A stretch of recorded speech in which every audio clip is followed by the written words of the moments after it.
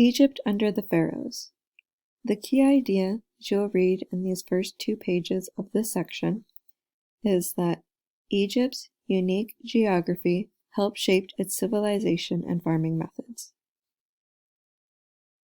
Like the Fertile Crescent, Egypt was home to one of the world's first great civilizations. As in the Fertile Crescent, Egypt's civilization developed in a river valley with rich soil. However, Egypt's geography and culture differed in many ways from those in the Fertile Crescent.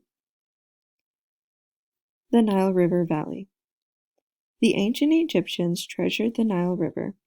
They knew that without the Nile, their land would be nothing but a sun-baked desert of bright blue skies and dry sand. The world's longest river. The Nile is the world's longest river. It begins in East Africa and flows about 3,500 miles north to the Mediterranean Sea. This great river has 2 main sources, the White Nile and the Blue Nile. The White Nile flows from Lake Victoria. The Blue Nile rushes down from the highlands of present-day Ethiopia. The 2 rivers meet in present-day Sudan. In ancient times, northern Sudan was known as Nubia or Kush.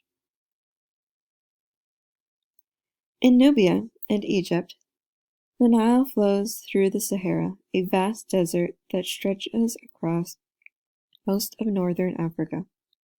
Before reaching Egypt, the river in ancient times roared through 6 cataracts, or groups of rocky rapids.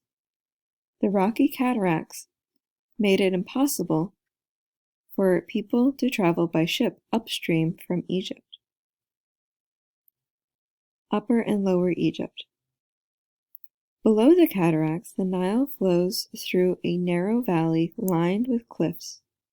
This region is known as Upper Egypt because it is upstream from the Mediterranean Sea. The river carries silt, fine mineral particles that can form fertile soil, from its sources in East Africa. Near the end of its journey, the Nile slows down and fans out into many streams and marshy areas. As it slows, the river drops its silt.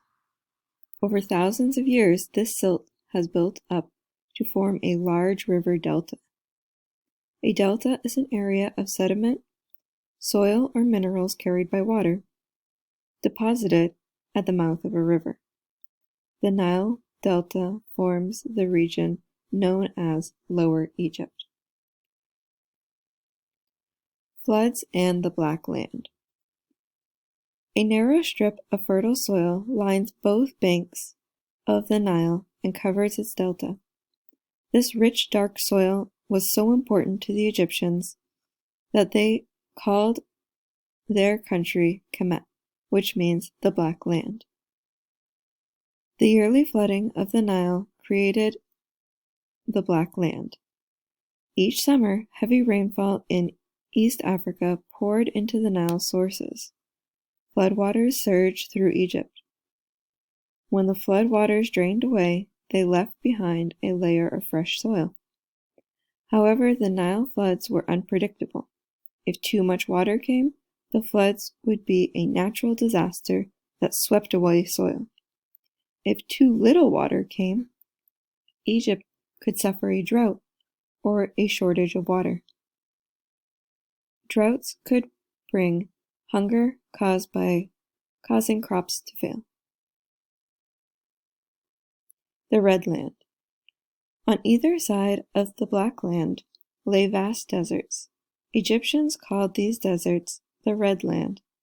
Unlike the Black Land, the Red Land was a deadly place of hot, burning sands.